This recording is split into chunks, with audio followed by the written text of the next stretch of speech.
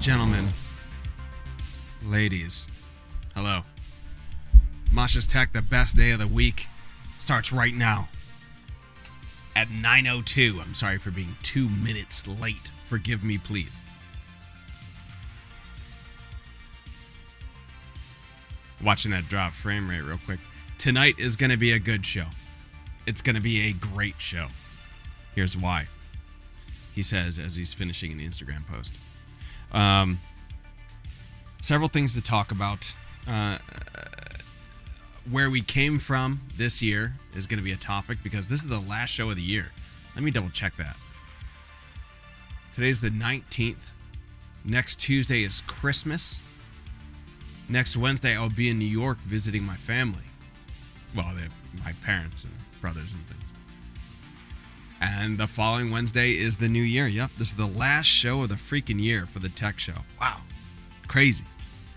We're going to look at where we started this year in terms of technology. We might take a look back at the first tech VOD and see how it looked. That might be kind of fun.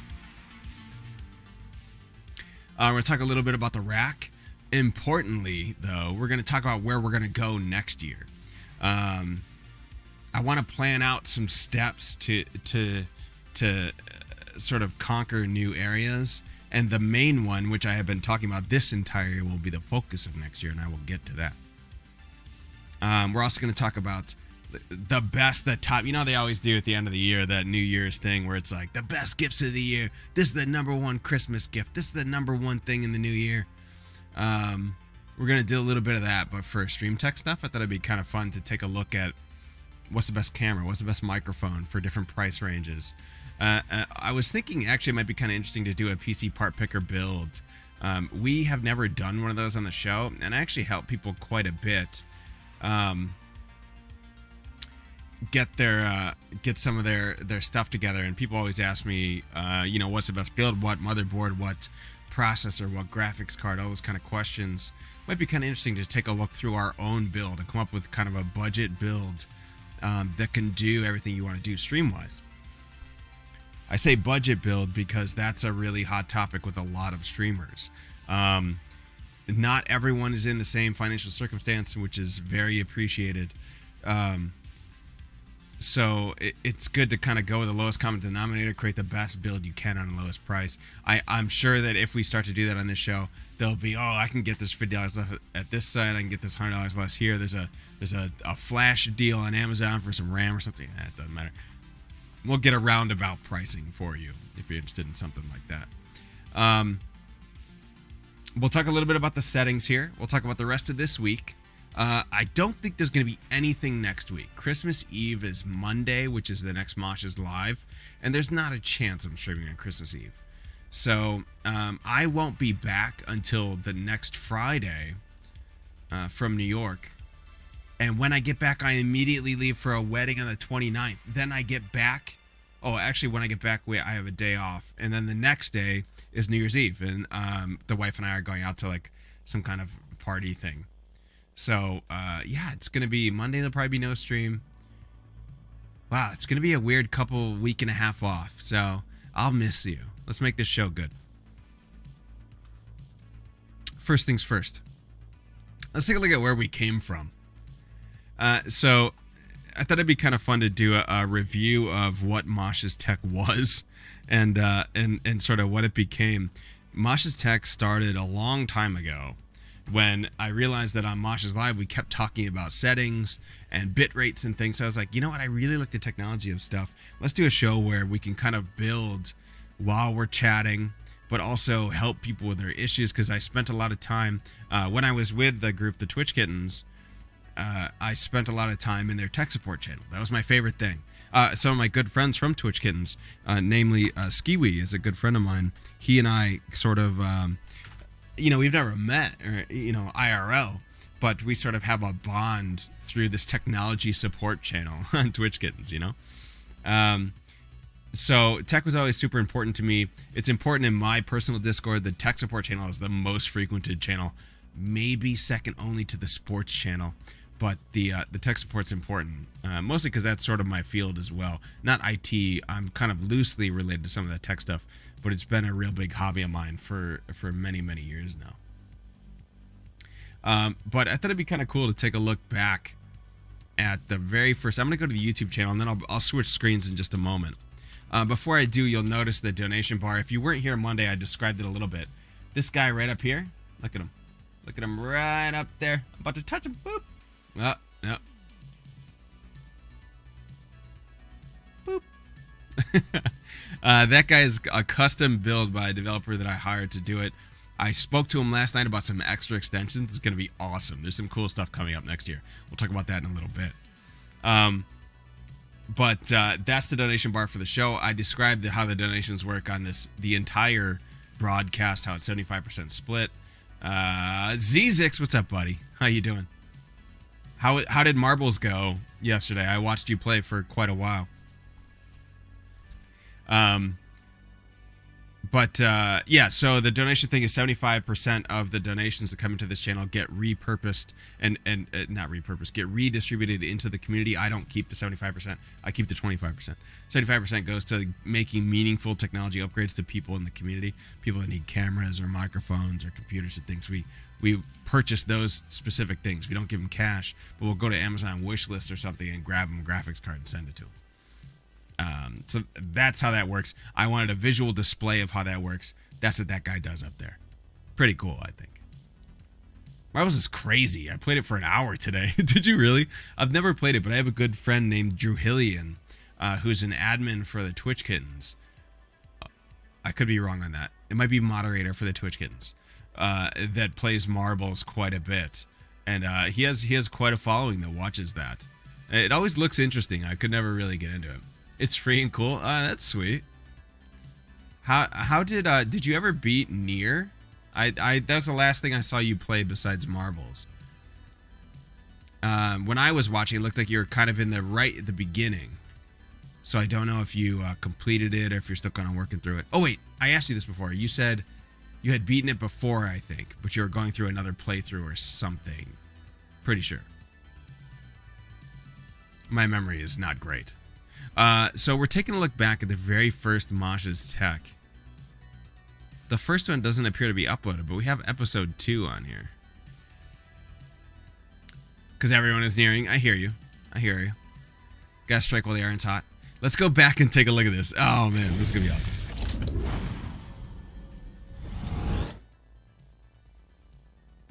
Alright, we're gonna take a look at me. No, we're not, because OBS is not up. Give me a sec.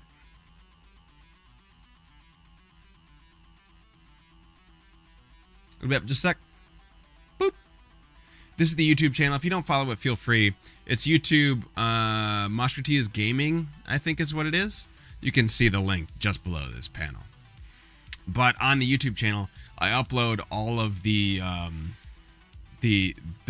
episodes of our talk show. So I upload all the Mosh's Live, all the Mosh's Tech, and the Fresh Dev Friday is up there every week as well. So you feel free to catch up on those if you missed an episode or something. But this is the very first one I've uploaded. This is April 12th, 2018.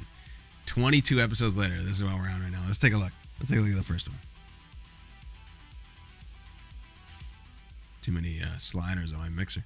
And that super secret side project we got coming, so excited for that. That autofocus though. Today the show is, as I said, Mosh's Tech. This is basically, we sort of talk about stream stuff. Look at my hair. What I wanted to do. Look at that guy's hair. Look at that long hair. Who does he think he is? Look at this guy. I do like this background though. I always like that background. Do with the show is make it so that new viewers, not viewers, that's the incorrect term. New streamers, people that are interested in streaming, people that maybe just got started.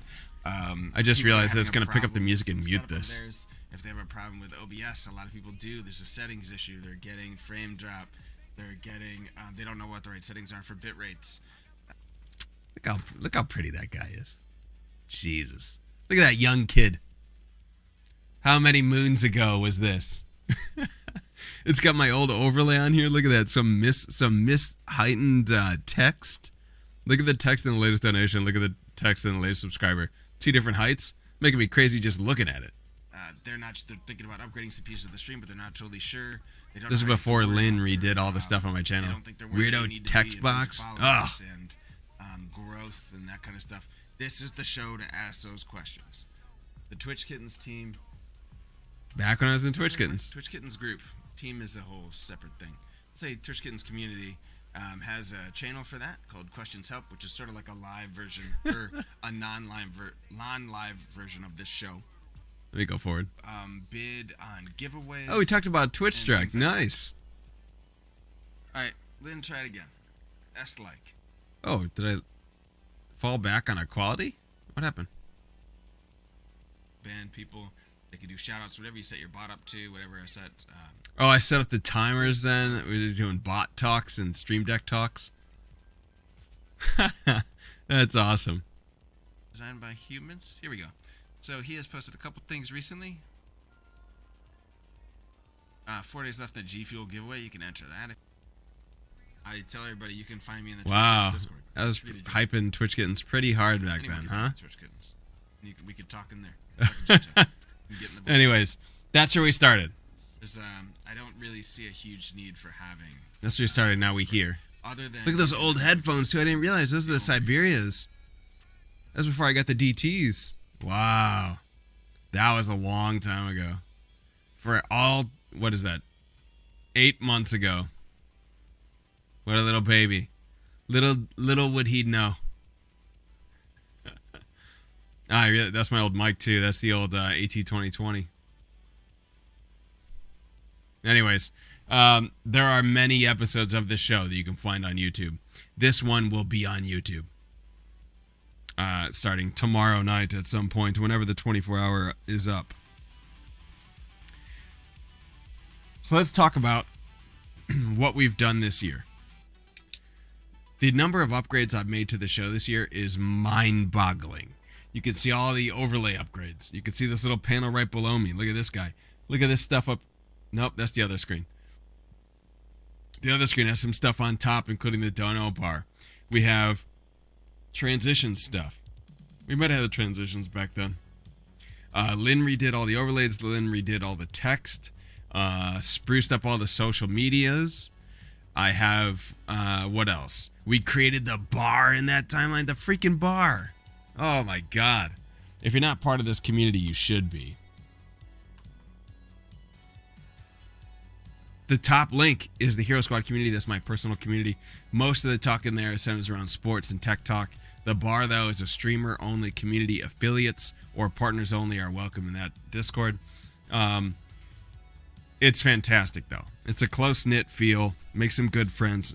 Everyone talks about make real connections on Twitch. Make real connections. Don't do follow for follow. A lot of times it's easier said than done for some people. Some people are more introverted. They don't like talking to people. Tough to make friends. Tough to break the ice. The bar is very good at that and very welcoming of pretty much everyone, as long as your partners are affiliates.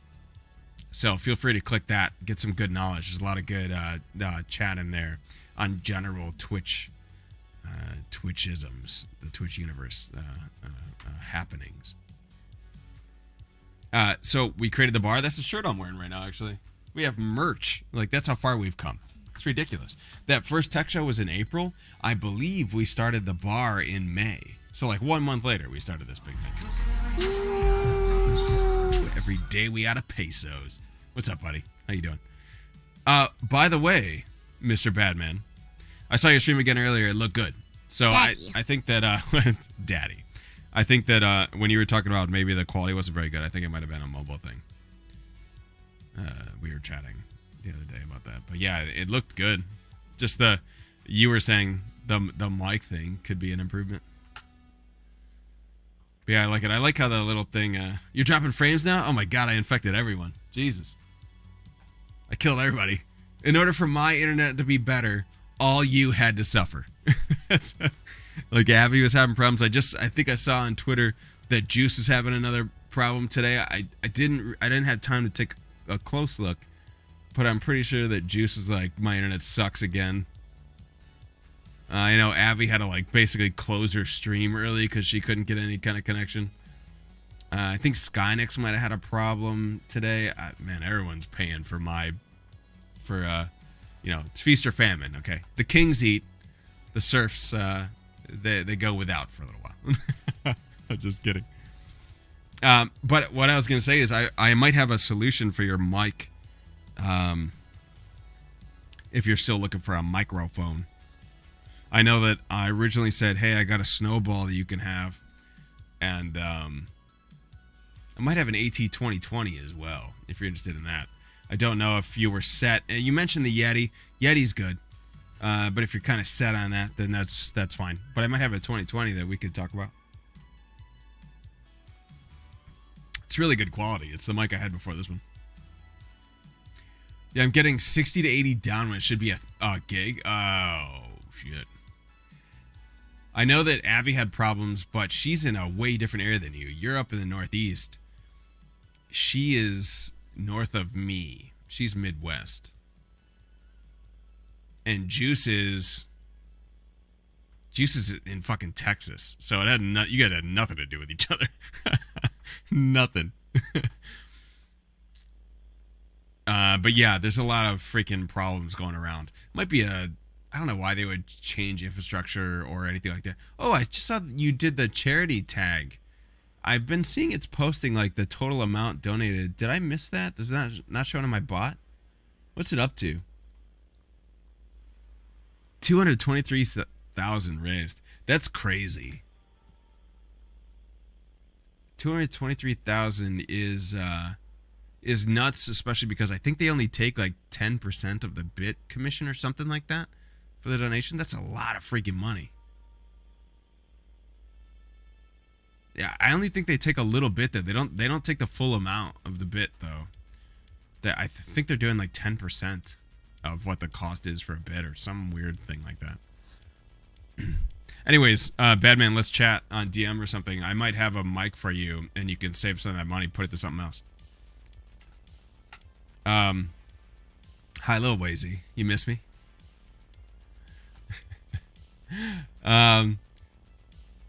So, anyways, we created the bar in the last year. What else have we done? We created the fucking rack. Okay, so I've talked for months and months and months about this idea that I had with creating this entity, this organization that existed that was sort of like an actor's agency or something like that. That it would employ or it'd have clients that are streamers, right? So it would be sort of like the CAA or something like that for actors, but streamers would use it to have a social media person guiding them, to have a management person guiding them on business related issues, hooking them up with different commercial opportunities, development opportunities, have a technology support center, have technology delivered to them. Hey, you sign up with us, here's a monthly payment, here's something we ship to you, and you just press play and start streaming, and that's the end of it.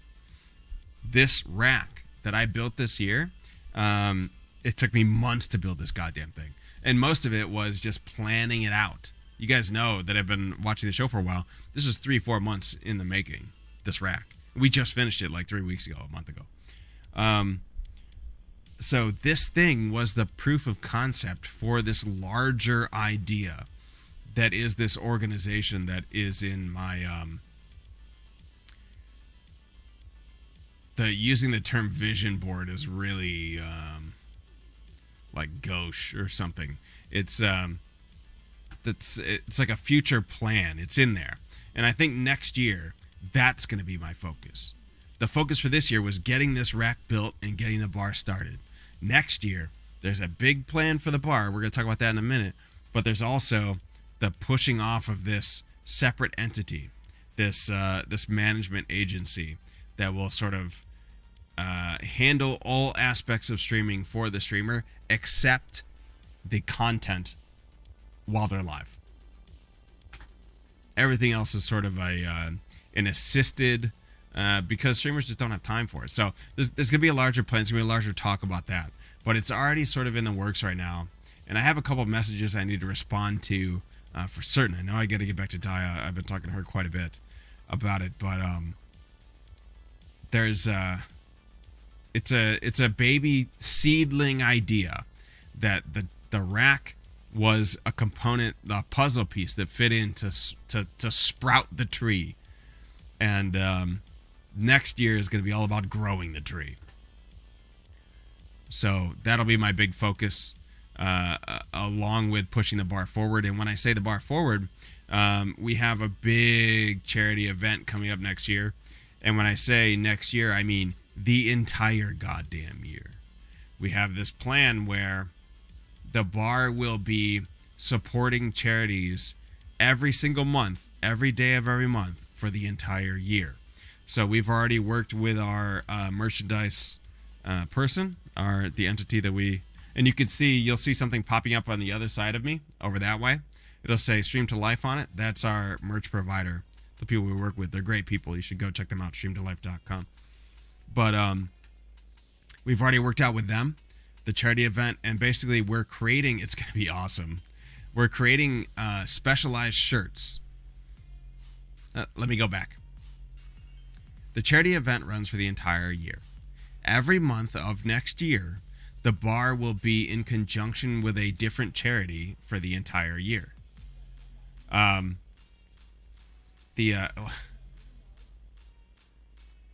Kim Cartoon Network guy? All right. So a different charity every month of next year will be sort of working with. We have a different themed asset, like an art asset done for every month. That will go onto a t-shirt. Those will be limited edition, limited time t-shirts. And every dollar that that shirt costs, and we've already talked to the merchandiser about this, Stream to Life, they're going to donate every single dollar buying that shirt to the charity that we pick. So it's going to be awesome. We're going to keep a running tally on every bar member, and every bar member will be welcome to use the assets. There'll be an overlay provided where you can put up the total bar donation goal. I'm not sure if we're doing a goal. It's going to be total amount raised, but we're raising money every single month of every day of every month next year. The bar and 12 different charities. We already have them picked out. The very first one is what is it? Child's Play, I think. Is that what it's called? Yeah, Child's Play. So that's the very first one. We already have the asset done. It's going to the merchandiser now. Shirt will be ready January 1st, and then we're going. It's gonna be awesome. Sense, what's up? How you doing? How is the build going? Have you guys gotten closer? Did you order the what was it? You guys were ordering a 1070? 1050? 1070. Oh, what was the donation goal? I can't remember. Take a break from baking Christmas cookies? Nice. What motherboard did you guys get? That's awesome. 1050. That's what it was. Yeah. I remember.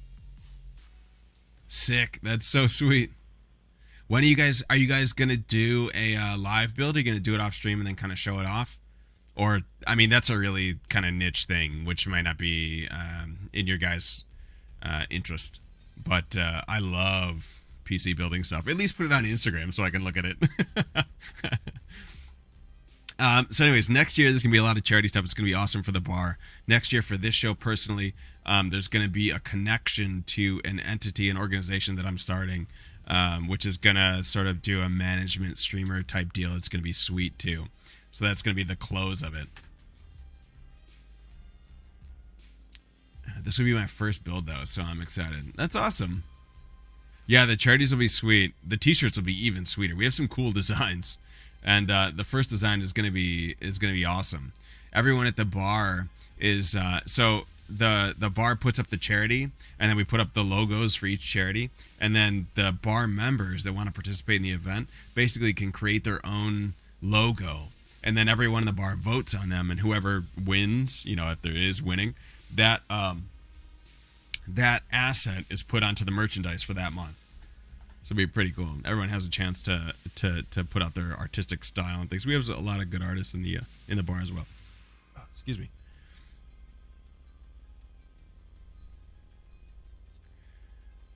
Okay, so what else did we do this year? We did the rack. That was the biggest freaking part of this year. We have the dual stream setup. Not much change in the monitor. Oh, the security cameras went up. That was awesome this year. Next year will also be a switch to DSLR, which is going to be coming in the very beginning of next year. I have the Brio right now, and I have several different C920s that are set up around the room. DSLR switch will be coming. It'll be an A6000, I think, is what I'm going to go with, the Sony A6000. So it's going to be a little bit of a quality upgrade. I think we're set on going 1080-60 for all the chat shows throughout the year. When we switch to different shows, I may turn off the stream and turn it back on and switch down to 720 by 60. We'll see.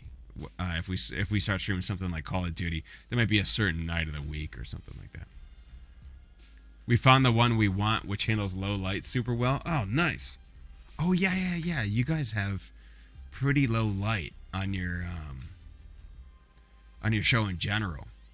My show is pretty damn bright. There's tons of light in here. But yeah, I see what you're saying. That's what camera is that handles that so well? And I was actually talking with a friend of mine, a bar patron, about cameras late last night, and she was saying that the Sony 5100 is what she's looking at, actually, to upgrade to. I think it was Sony 5100, something like that. 5200? Let me see.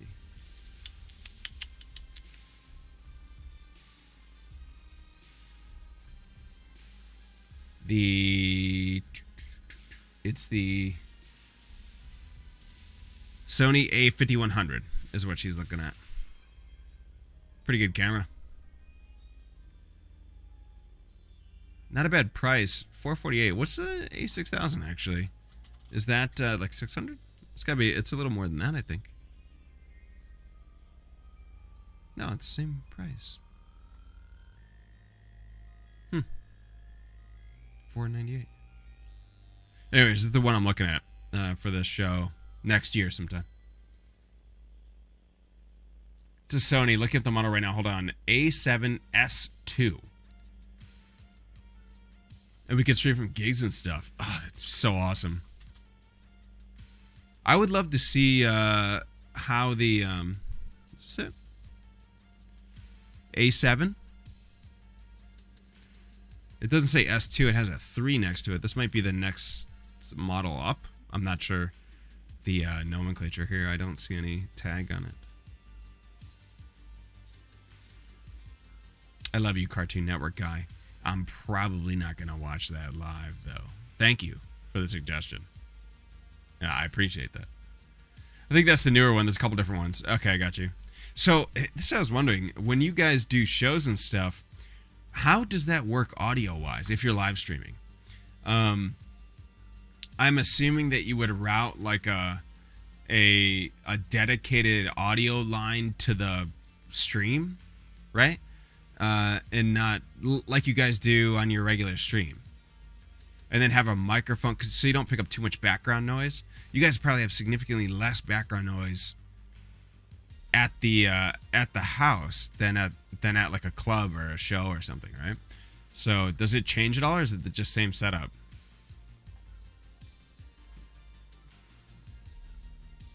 This is what the old A7S1 can do. Let me see.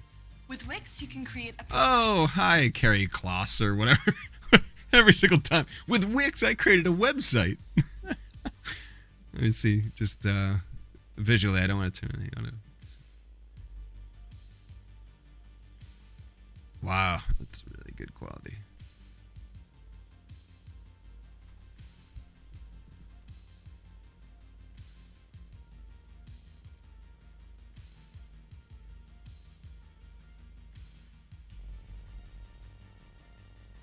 I like that look. The low light look. I see what you're talking about. That's a really... Is that in Asbury Park? Hang on a second. Is this filmed in Asbury Park? I lived like right there. It looks kind of like it. No. Wait a minute. That does not look like it, no.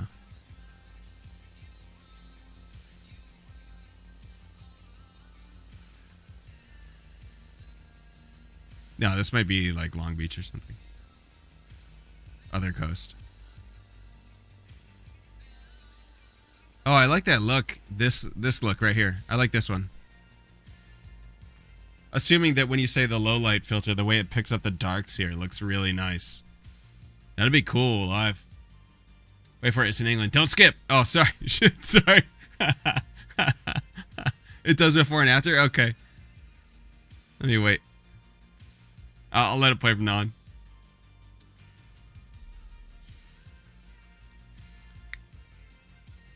Or was it earlier? I need to go back. Go from like middle.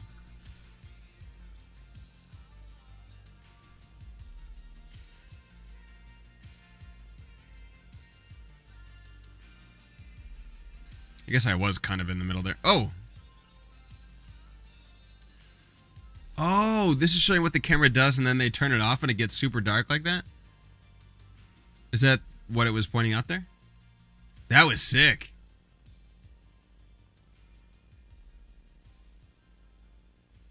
Wow, yeah, that's really cool. That's awesome. That'll be great for shows. Holy crap. Really cool.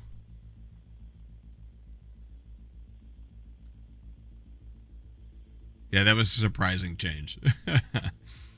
It's got ISO up to something like 50,000. Yeah, that looks sweet.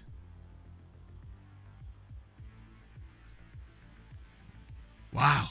Yeah, that's such a huge improvement. It almost looks like you brought your own like floodlights to the beach to get this shot. You know what I mean? That's how bright it looks. And I actually kind of like the artistic sort of look of the washed out buildings and things in the background. That'll be cool. He's doing a voiceover in the editing part here. Okay, I'll have to watch it separately later. That's really neat. I like that. Want to buy it for me, Mosh? Yeah, on its way, man. But yeah, that's the series we're looking at. It looks really awesome. It looks cool. You know, I don't know what you guys plan for like shows and stuff, but if the view is the same, like if you're doing a live show as when you're on your broadcast, where you're sort of filming your stuff yourself while you're doing the spinning or whatever you call it, DJing. Would you? A couple questions. Would you still chat to the chat if you're doing a live stream, or would you have the person who's not currently working doing the chatting, DJing, mixing? Okay, gotcha. And second of all, is there a plan to like film the crowd as well? Because that would be super interesting, I think, as well. If you could sync up some of the different things you do on the stage as well as a crowd view, that'd be really neat. We'd type maybe now and again. Okay, yeah, I got you. Yeah, because obviously you're getting paid to do a gig, so you don't want to be off doing something else on the side. Yeah. We chat on our mobile when we're off stage. Okay, I got you. So much going on during a gig. I don't doubt that. I mean, and again, like you're paid to be there to do a job, right? You're not going to sit there and chat on Twitch to you know, while you're on the job. We did a multi-camera setup at the Firmament in South Carolina for one show. Did it go okay, or was it? Did you not like it, or just not your thing, or maybe took too much work for the quality you got out of it? Oh, it was great. Okay. Yeah, that'd be really interesting. I'd love to see some like hear some cool music and see the sort of the venue and how the crowd maybe reacts to it. You know, something like that would be pretty cool. I'd definitely watch that.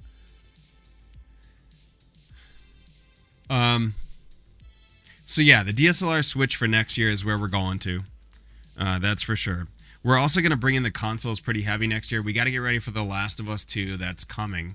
I do have a Hop Hog HD PVR and I have the switcher for it, so I could bring them in at any time. It's just the lag is kind of bad, so I'm going to buy an internal card. It's probably going to be the 4K AverMedia card, but I need to check it out. And then we're going to plug in the HDMI switcher that runs across the room to the consoles. I keep going like this because they're behind me, about 20 feet on the wall. That's the thing, though, what you were saying. Once it's set up and streaming, we're not as engaged in the stream as a regular night. Yeah, no, I totally get that. Totally. It might be cool to have some. I mean, this is all future talk, and hypothetical.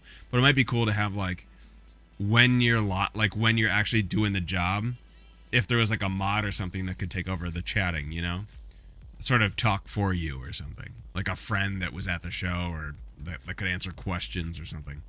Although I bet a lot of time when you guys are streaming, especially a gig like that, a lot of people are there just to hear some sick music, and aren't like, hey, what kind of pants are you wearing? So things like that. Because you got their room to work with, yeah. Our mod, we actually met at a show. Oh, sweet, yeah. That'd be perfect.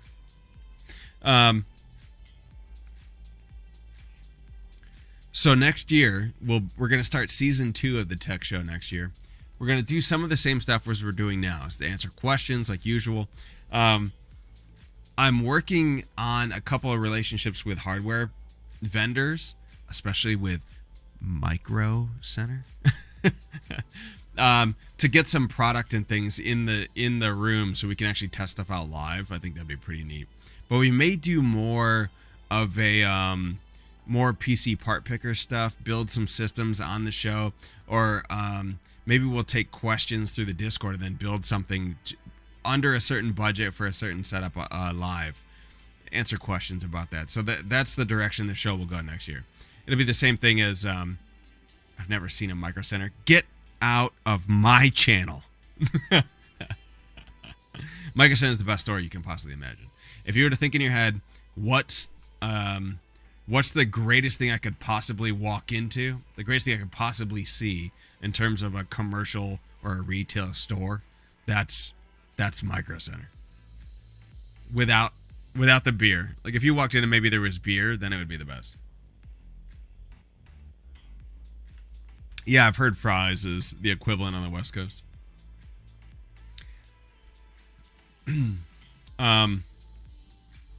Mosh is live next year. We'll continue to do some of the same stuff. We'll talk a lot about Twitch theory things. We may do some more hosting of guests because we're back on nights. We'll see how that goes. I have some ideas, but we're not gonna. I'm comfortable with where we're at on that show. I'm talking about relevant topics of the week and things as it pertains to Twitch. Fresh Dev Friday, however, will be changing. I've chatted a lot with a Full Sail guys, and we sort of, we're starting to come up with this cadence where it's not going to be every week. So we may do every couple of weeks. We do the student group on the show, and then the other weeks, I'm already in talks with a couple different developers to have them on the show and talk about their games live. We'll probably start with indie people until we build enough of a following to entice some bigger developers to be involved, obviously. But the indie developers are sometimes a lot more. Actually, I won't say sometimes, all the time, a lot more interesting. They're able to talk more freely and things. They're not bound by corporate NDAs and stuff like that. But they give a pretty fresh take on the industry. So we'll see how that goes. I'm hoping to have something planned early next year, right away for the first Friday, with an indie developer that I'm speaking to about a game that's coming out next year. And we have actually bar members that are traveling to a convention to meet these guys and talk about their game and play their game live, possibly live stream while they're there. And that's all set up through the bar. That's something I've been working on in the background, just as sort of a test for what I can do for the rest of the community of the bar. So high expectations and a high level of ambition going into the new year. I said we were going to talk about some of the best items to have for streaming gear. Let's talk about a few things. If you have questions or you have a certain tech item you want to talk about, let's do that. Feel free to ask in the chat. Until then, we're going to go with the obvious ones. Everyone does their top 10 lists. We're not going to do a top 10 list. I'm going to tell you what item to buy if you're streaming.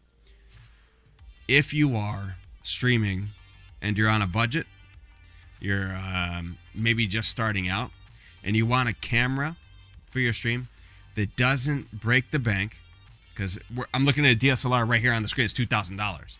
I mean, Jesus Christ, that's an expensive camera. Okay, especially for someone just starting out. That's expensive for someone that's been streaming for 5 years. Expensive for someone that's just starting out. That's ridiculous. Remember this number, C920. C920. Remember it. That is the number one camera you can buy for the price, and that's the end of it. There's no discussion about it. Yeah, Mr. Batman's got it. Logitech C920 is the best camera you can get for this price. $49.50. That's ridiculous for this camera. I have 3 of these cameras around the room. I've used them for several different things. 90% of the streamers you talk to are using C920 or C922. They're basically the same camera. C922, though, I've heard sometimes have a bit of an issue. You get it lower if you wait, like $5 lower. Yes, the lowest I've ever seen this camera is $45. If we scroll down, my Keepa will tell you the same. This is an add-on that I have on my Chrome that basically tells me the lowest Amazon price of all time. If I go all, let me take off use because use is nothing. The lowest price you're ever going to see this camera right here. Don't mind the spikes down. Those are not realistic. But if you look here, actually, yeah, that's just new. Let's go Amazon only. $45 will be it. You might see some spikes. I see a spike down here to 40. I'm not sure what this was. 40.09 seems weird, like a mistake. Maybe a flash deal or something like that. Anyways, this camera at $49 is absurd. It's a fantastic camera. It will last you forever. Basically what's going to happen is you're going to get this camera, you're going to stream on it for years. Then you're going to go, I kind of want a higher quality on this pretty face of mine. Let me get a DSLR camera. That's what you're going to do. Then you're going to invest some real money into a camera. Though what you're looking at me right now on is a Logitech Brio. And I will tell you right now, I use it. I like it just fine. Look at the price. I do not suggest it. Okay? You're talking about $168 for not that much of a quality increase. It's a quality increase, but not enough to warrant a $168. If you're going to go $168 for this camera, double that amount, get a DSLR, put it on, you'll see a 10 times increase for what you get going to the Brio. And I'm not salty about it. I like buying different products, and I like the quality of the Brio just fine. But it's not as good as the DSLR, and I'm halfway to DSLR. How is that compared to Honey? Oh, is Honey's the other, is that the other Amazon tracker or whatever?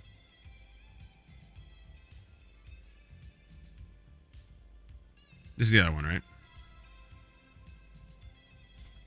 Oh, coupon codes? I don't think I know about this one. Oh, with price history charts. On Reddit, they basically said that Keepa was the best one of all the Amazon trackers. So, plus DSLR you can use outside of streaming. That's what I use. Yeah. So a DSLR you can use outside of streaming. That's the good news about that. My thing is, like, if I have a DSLR camera. It happens to be an EOS 70D, and that's like the one version that doesn't work with the Elgato Cam Link, which is what I want to use. But I use that camera for like the family when we go on vacation and things. I'm not interested in setting up a tripod with a camera and shit and then break it down every 2 seconds to take it outside to take pictures of my kids. I want one that's just dedicated to streaming. Pretty much the same, but it adds the coupons in exchange for keeping your info. Okay, yeah. Yeah, it's Keepa, Keepa. Definitely suggest it. It automatically slots it into your Amazon page, which I really like. And then the breakdown of all the different things are fantastic. It's really, really useful for days like Amazon Prime Day and Cyber Monday. If you remember, this Cyber Monday, we did a show where I was just looking through some of the deals. I bought nothing on Cyber Monday. I bought nothing this Black Friday because none of the deals were good. But I could see that right from here. I could see, oh, what's that, $48 for a C920? Like, this isn't any better than any other day. There's no reason to buy it today. Yeah, this Friday, this Black Friday was really lame. This Cyber Monday was super lame. People on Reddit were saying the same thing. Like, it's been the worst one. There was no deals this time. Even the SSDs, which I had preached about for like a month before Black Friday, saying, hey, if you're gonna buy an SSD, just wait. Black Friday, I buy an SSD every Black Friday because the deals are crazy. It's like 50% off SSDs. As soon as it hit, I came here to look, and Keepa was like, this is the average price. What day is it? I got the wrong day? No, there just was no deal. I called it last year. Oh, that there wouldn't be any deals? We have to break down and set up for every stream. Yeah, it sucks. That's why all the cameras in my room are like fixed. I would rather buy a duplicate than have to break it down and move it. It's so irritating. I hate that I have to move my green screen enough. And all I have to do is lower the damn thing. It's not one of those Elgato ones that retracts. I hate that I have to do that. I just have to push it down. That's how lazy I am. I want a green room. That's the next room I'm building in my house, is a green freaking room. I just put all my stuff in there. We're probably going to pick up our green fabric. Sucks.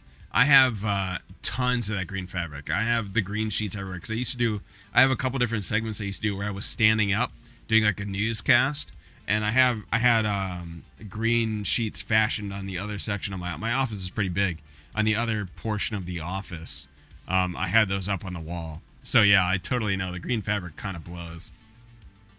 This screen I got is nice, and I'm complaining about a really minuscule thing it's like first world problems or princess problems or whatever.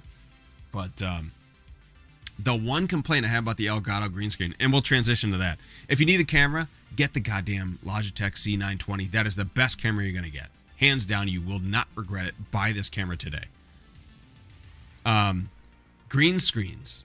I have had 3 different green screens. I have the fabric one that you can get super cheap. Using Keep It Now. Thanks. Yeah, absolutely. More people use it, the better.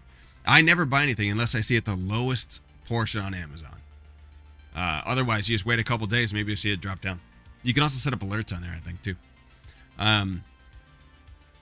Green screens. Everyone always asks me about green screens. Let's go to Amazon again. I'll show you what green screens I have had.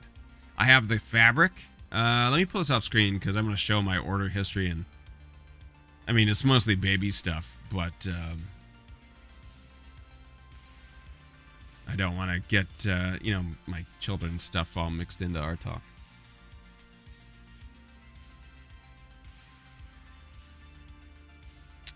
I've actually had more than this, so I'm going to bring up a couple.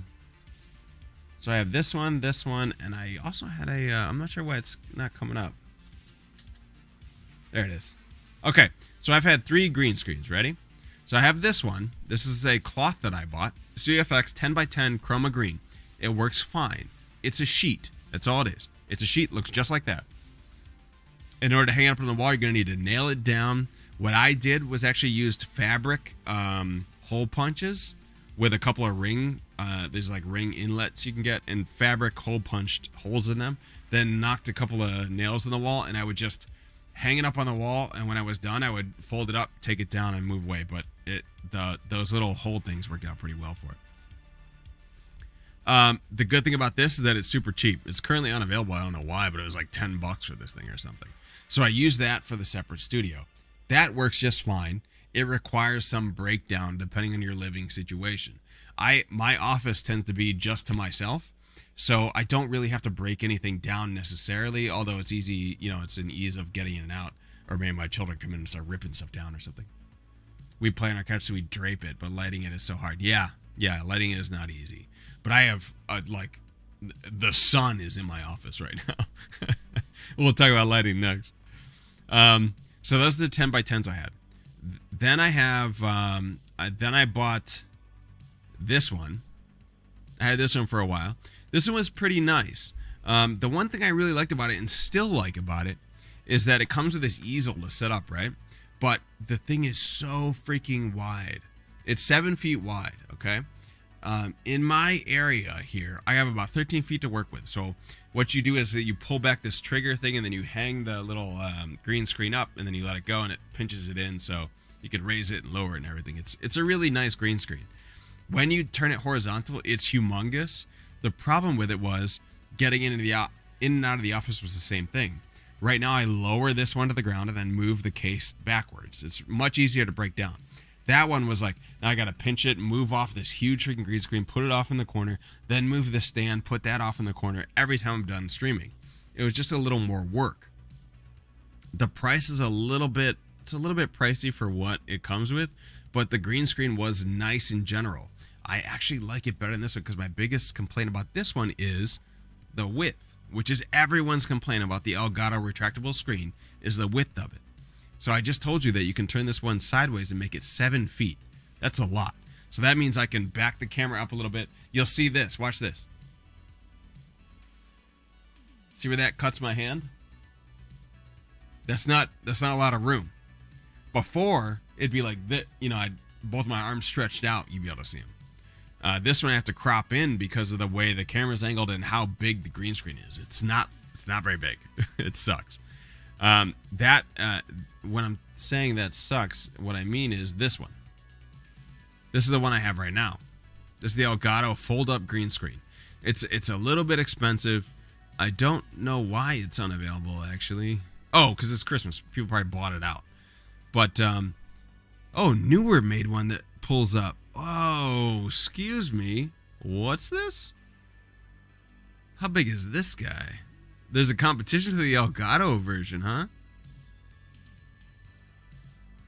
How wide is the pull-up one?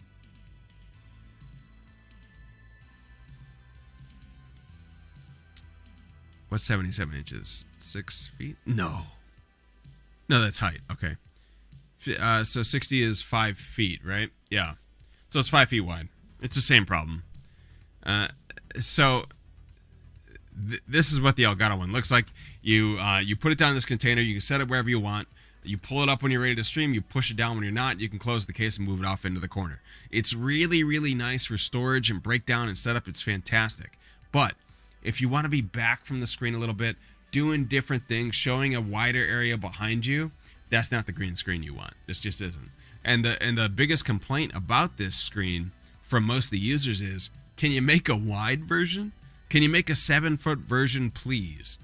Because people want to stand up. They want to do different things. It's like trade show banners. Exactly. Yes, it's exactly like trade show banners. It's really nice. It is expensive, however. They're not showing the price here, but I'm pretty sure it's around $200. And this is the apparatus behind it. It's really nice to fold up and fold down. Yeah, 5 foot would never work for you guys. Never. You guys would need like 12 feet. I can't imagine 5 foot coming near what you guys need.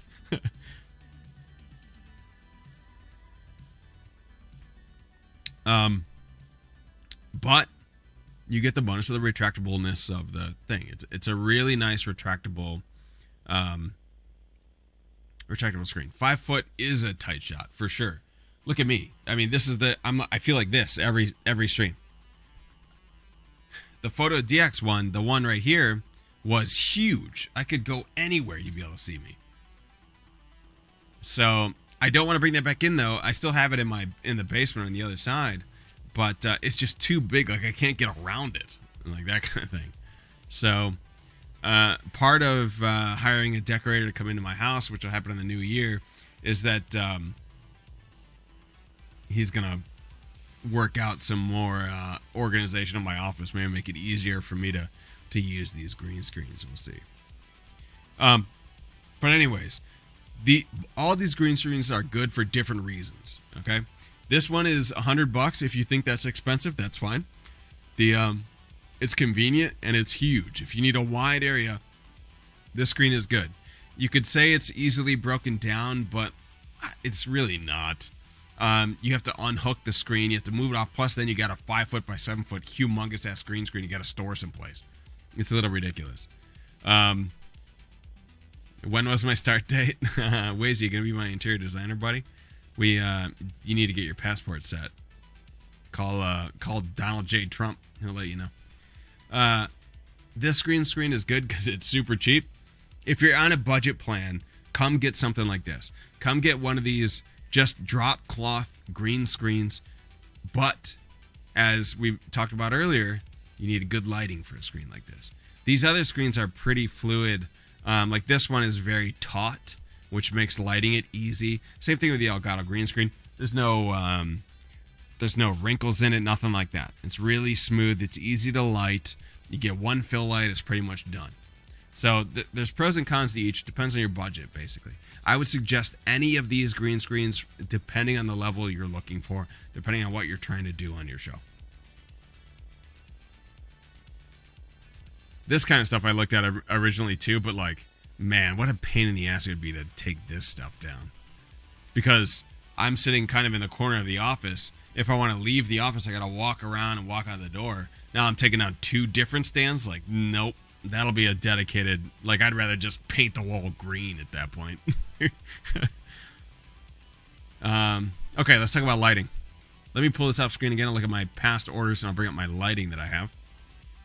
We'll see where we came from, where we're at now.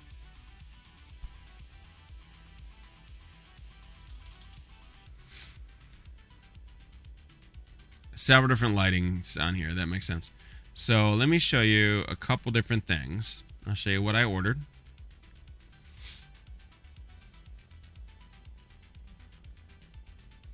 Couldn't find the page.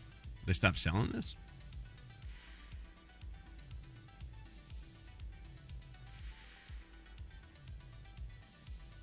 Really? Oh, good. The lights I used to have are not sold anymore.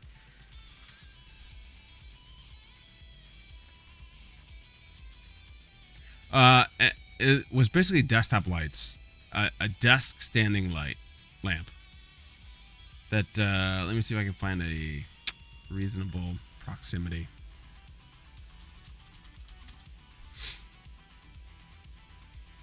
We use 6 foot, and that just about works. I think it's funny that it's wrinkled in their product picture. I know it is. The wrinkles really don't show, but since we drape it over our couch, there's so many shadows we can't fix. Yeah, because a weight will create those valleys and crevices and things so that it'll shadow itself. I hear you. Have you thought about painting your couch green? Just kidding. Oh yeah, Mosh. So I finally came up with a solution for my AFK screen. I got a live feed of Charles River in Boston. Oh, nice. Okay. I haven't seen the AFK one, but that sounds pretty cool.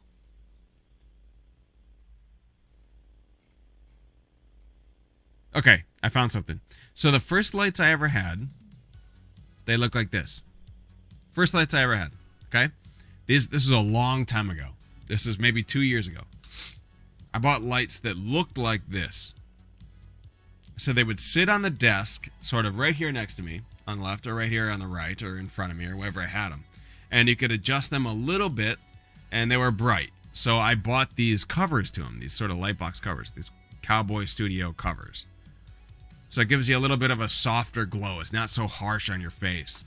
Highly suggested. These were great purchases, actually. These are the actual ones I purchased. I purchased them in August. Oh, wow. Oh, this is the second set I purchased. I purchased like 4 sets of these. Green would go great with a red captain's chairs.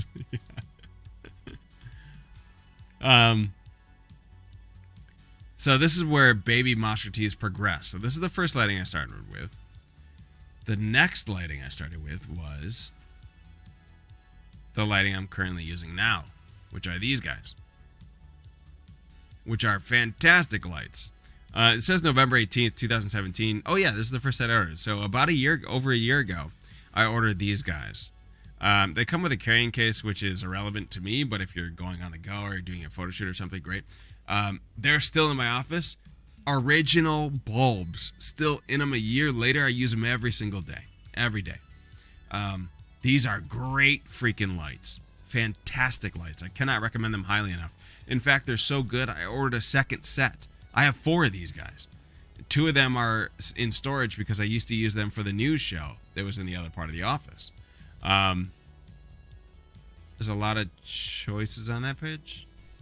Which one? What am I showing?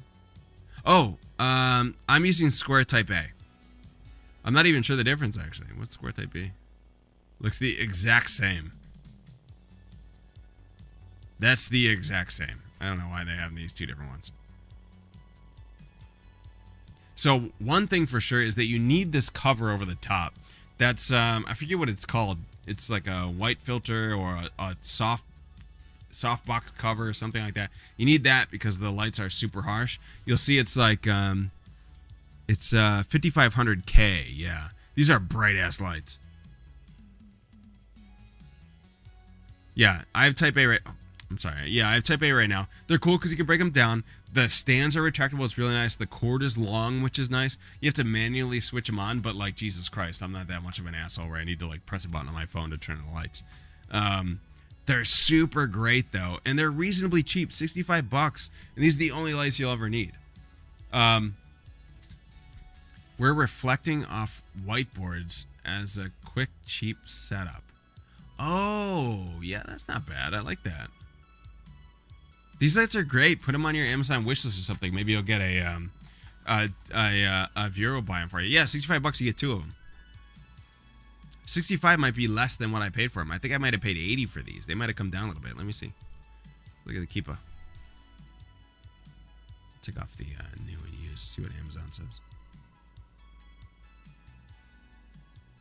Yeah, wow. Look at the price. I think I bought them up here at like 70 or 80 or whatever. Well, I bought them last November. Oh, no, I didn't buy them at 60 something. I think I bought them at 70 something. Huh. Maybe it was around 60. But anyways, this is a pretty low price. It's pretty close to the bottom one. If you get a smart plug, you can switch them on with your phone. Don't do it. I'm not doing it on my phone. I want to do something manually. My whole life is automated through my phone, okay? I watch my children sleep through my goddamn phone. I don't need more through my phone. But yeah, you can see the lowest it's been is $42. I don't believe that for a second. That might have been for half a minute. It was $42. But the highest been is 73. That feels like about what I paid. But at $65, this is a really good set. And as I said, the bulbs have been in since last November. I streamed 5 days a week, sometimes 8 hours at a time with these lights on. They last for fucking ever. They last forever.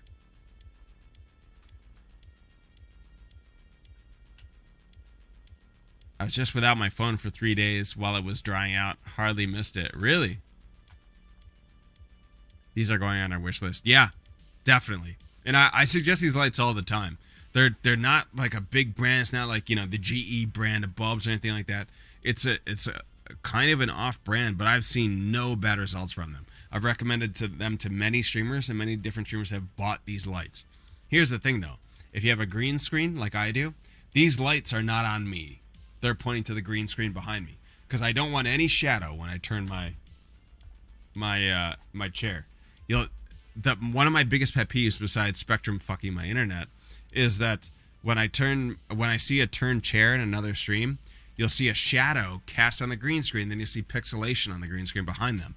It really bothers me because I'm kind of a perfectionist about that shit.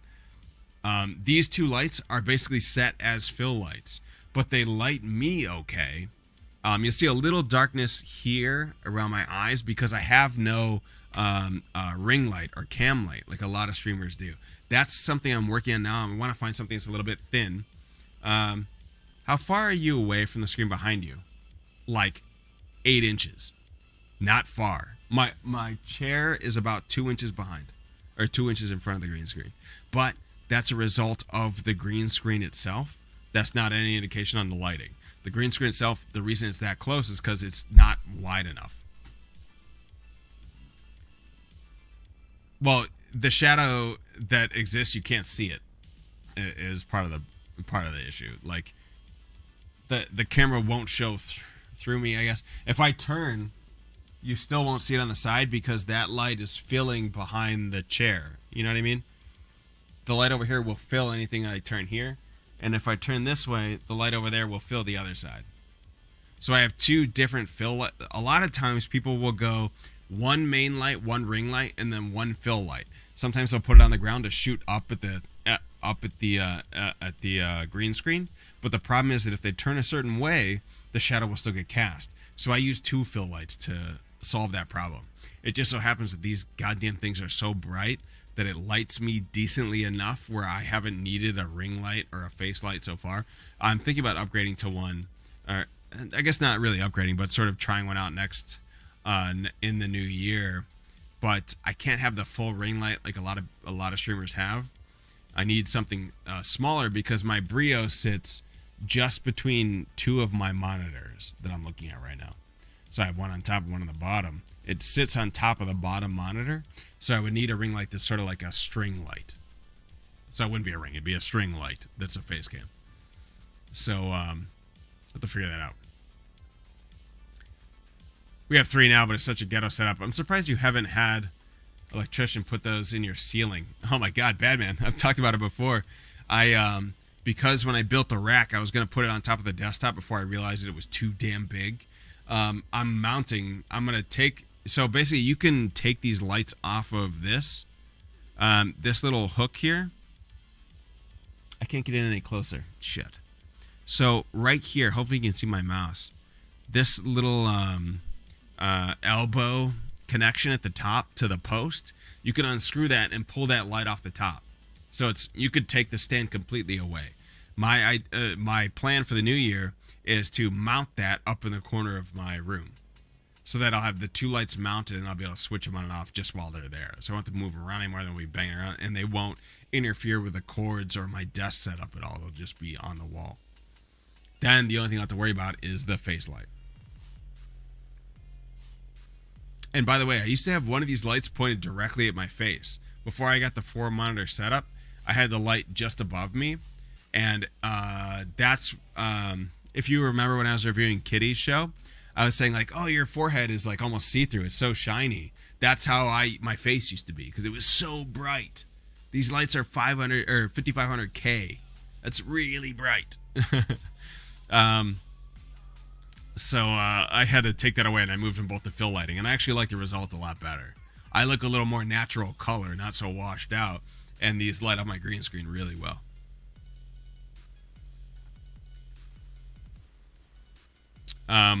So yeah, I cannot suggest these lights enough. This is a good set, and at $65, it's not gonna kill you. It's not gonna break the bank. It's a manageable set. Maybe save up a little bit. Don't get Starbucks for like 2 weeks, and then with a regular income or something, you should be pretty good. But they are not dimmable. No, there's no adjustment on them. At least I don't think so. Yeah, these lights are awesome. Cannot recommend enough. Like I said, I have 2 sets. They're really good. What else? That's lighting. You get rid of so much crap we use right now. I know exactly that feeling. I bought so much stuff where I was like, if I buy this, I can get rid of all this other shit. Like all these different monitor stands I had. Then I bought my 4-panel monitor stand, where it's just like I have one stand and my 4 monitors are hooked up to one stand. Now I'm getting rid of like 6 stands off my desk. I got all this room in my desk now. I love consolidation and organization like that.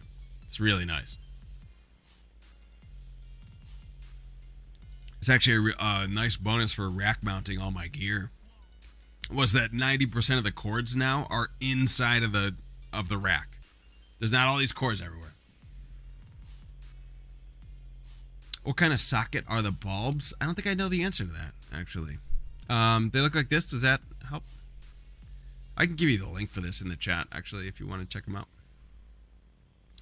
I don't know if this is going to link you to like my order, and it's not going to give you an actual link to it. Let me... where do they do the sharing thing? Where's that? Oh, here it is. Let me get you a link, just in case. You got it? Okay, cool. Yeah, but I think it's just a regular bulb input. But I bought backup bulbs too. They're in the closet just in case one of these goes out. But I have a secondary set, so I can always pull the bulbs from those and put them in. But these things have been going for over a year now, and they're still going strong. They're really great bulbs. I'm very happy with this purchase. This is one of the purchases where it's like I have not had to replace it, haven't had to touch it. I just turn it on. It works every single day. It works exactly the same. Of course, it's just dumb lighting. How can it work differently? But There's something to be said for when you're streaming and there's so many different pieces and things you got to work with. One thing breaks, you got to replace it. You got to replace different parts of it. It's nice to have one thing where you can just, it's going to work every single time the same way. So set it and forget it kind of deal.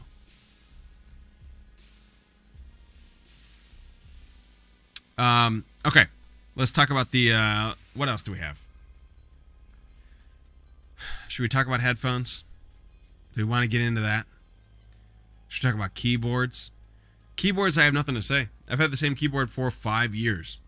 People are sometimes really brand loyal, which I understand. And if you go to my peripherals link, you'll see my brands there. The headphones, the Beyerdynamic DT770s, I just changed to in the last 4 months. Drive-by biddies first. Get out of here, Fruppopotamus. Thank you so much for those biddies. Hopefully the kitties are doing well. I better see a kitty cam next time I come to your stream. Hopefully she's already gone and eating Taco Bell or whatever she's eating. And don't try and fool me. I know you're about to go get Taco Bell.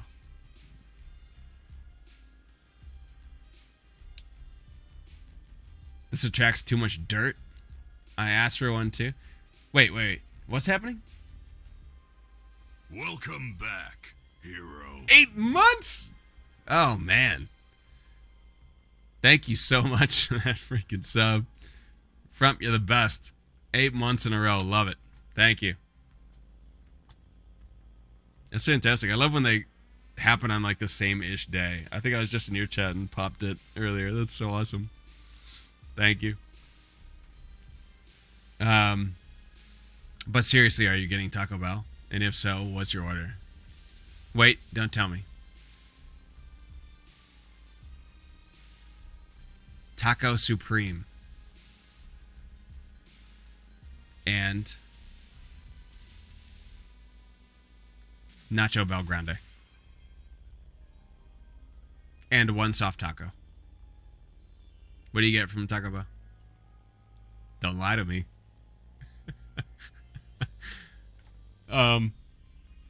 What? I think I missed something. We use an Xbox controller. Is that, did you mean that's for the, like, for gaming? In response to the Logitech F310 gamepad?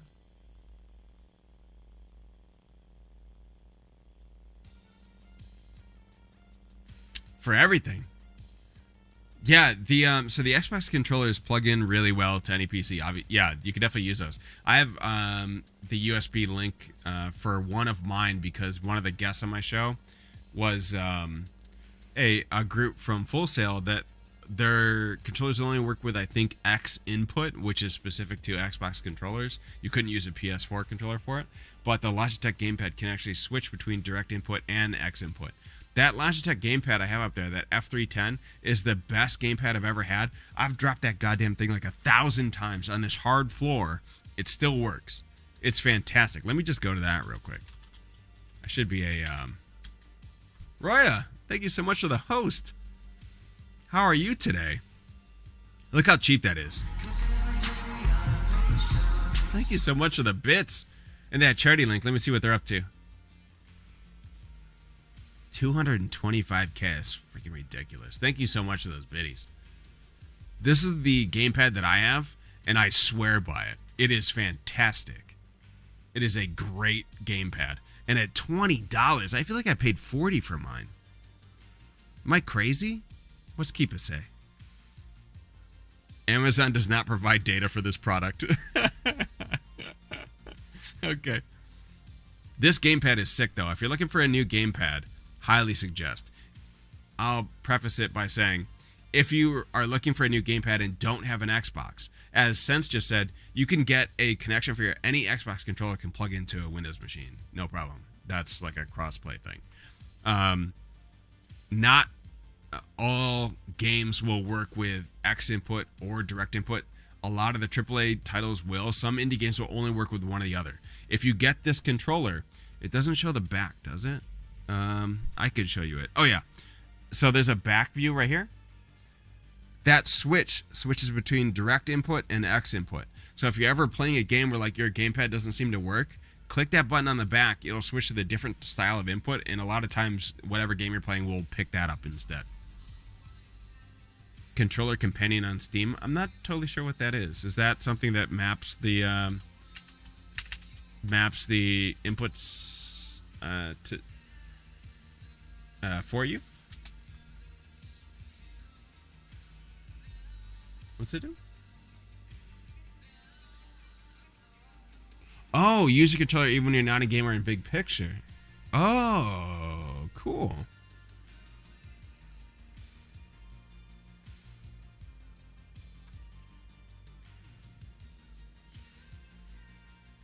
That's pretty neat. Just run it and it maps everything seamlessly. Wow, that's really cool. That's a good, at $3, it's a good purchase. Yeah, so if for some reason you don't have an Xbox controller, this is a good option. This Logitech controller is ridiculous. I have two of them because I think I bought one on sale May for less than the $20 you see right here. But man, the thing has lasted me years and years and years, and literally I drop it every day. It's still here. My daughter plays with it. My daughter plays Legos with it. She drop it on the ground, no problem. It still exists. Still works just fine. This controller is great. It's like that Nokia phone that you could run over with a truck and it would still make calls. But yeah, so this is the Logitech controller I use. It's great. What was the other thing on the peripherals list? And again, from thank you and Roya, thank you so much for that host. Mice. Mice has been an interesting talk lately. So I use a Logitech G900. I think it's a 903 is technically what it is. Yeah. This is the mouse I use. I have used many mice in the past. This mouse has been my favorite. It's a little expensive in terms of mice, but I also have this mouse, which is, I believe, a Logitech MX Master, which is pretty nice for a wireless mouse. I use it for work. It's okay. For me, it's a little bulky. It's I can't see myself because this fucking thing is in the way. Oh, it's because I clicked this mouse. Anyways, I have a Logitech MX Master. I had some garbage mice before that. I think before I had a Logitech one that was just like a 2-button mouse. This Logitech G900 has been the best mouse I've ever had. These top controls on it, these top two right here, switch sensitivities. How come I can't move my... Okay. But these two buttons right here, this one and this one, can raise and lower your sensitivity in real time. So that's important for me when I play things like COD, where certain guns I'll want a higher sensitivity for when I'm running or looting or something like that. And then when it comes time to fight, I drop the sensitivity down really fast on my mouse and then go to work. It's a really great mouse. I can't suggest it high enough. I do know that it's a little bit expensive. The one issue I have with it is this. I use it wirelessly, right? So I know you can use a wired extension. You can see the connection there on the right side of the screen. The problem is that when I'm charging it and I use it, for some reason Windows hiccups the cursor a little bit. It's something to do with it charging at the same time as trying to be used. I don't know why, but I noticed that whenever it's plugged in and I try and scroll a little bit, I'll see it just clip just a little bit. It's not game breaking, but when I play COD or anything else that requires like a precision mouse movement, I'll unplug the charger. I won't have it charging during those times. But it's easy to clean. It's pretty durable. I've had it for a year, I think. It's really nice, though. Highly suggest if you're in the market for a new mouse. But yeah, no, I totally realized that it's expensive for a new mouse. And you get, let's see the price here. So 113 is right around the lowest it's been. I see a really big dip here. December 13th, it took a fall, but that might be a the lowest it's ever been was earlier this week. $96. Oh my god, should have bought one then. So the lowest it's ever been is about $95. It's a little bit expensive. I know that Razer makes Meese that a lot of gamers are really obsessed with. I've never been a big fan of Razer products. I have used several. I find them to be kind of shoddy in terms of craftsmanship and reliability. Like they kind of break or lose sync or something. It may have been how I was using them or something, but I take reasonable care of my computer stuff. I'm not a guy that has the air canister and I'm blowing out everything in my keyboard every day, or scraping my mouse out with a knife, like scraping all the dirt and stuff out of the mouse every day. But I take a reasonable care of some of my equipment, and the Razer stuff just doesn't seem as high a quality. I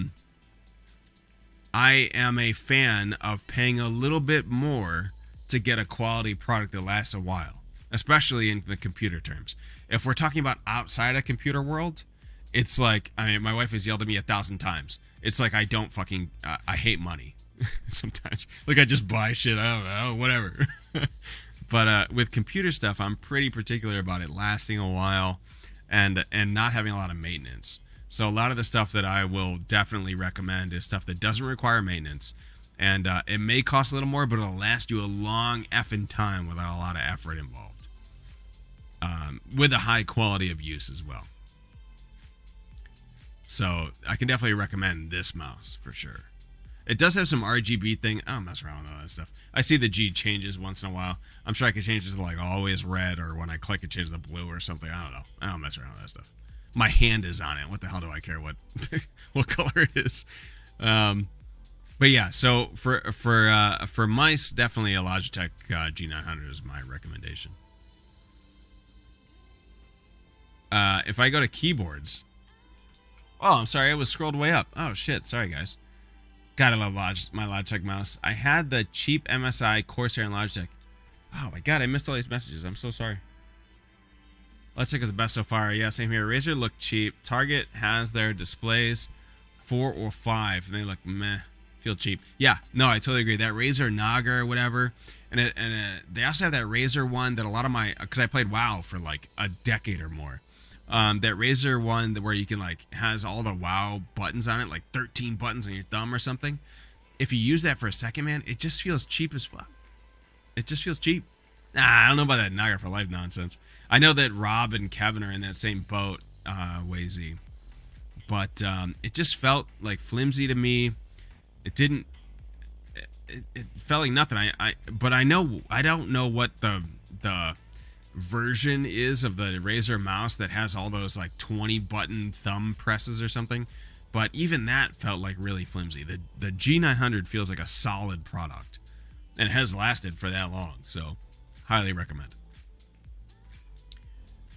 Before we talk about keyboards, which is a big thing for me, keyboard. Let me go get another beer. Give me 30 seconds. I'll be right back.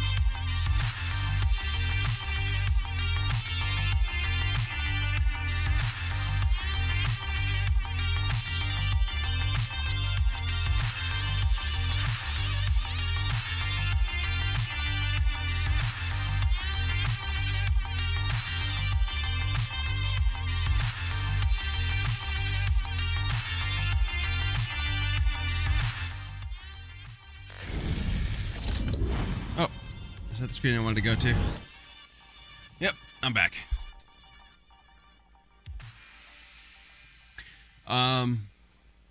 Razer for life. Get out of here. I will say that I did look at the Razer Blade or whatever in terms for a laptop. Looked okay.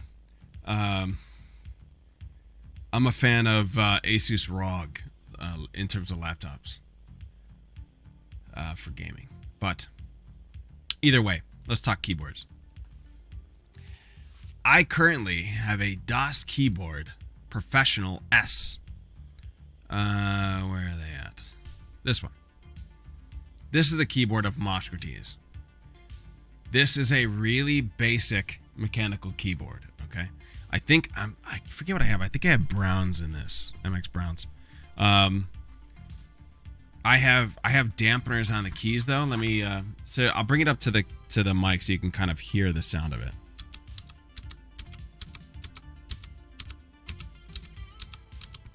That's what the keys sound like. Sorry if I bang the mic there.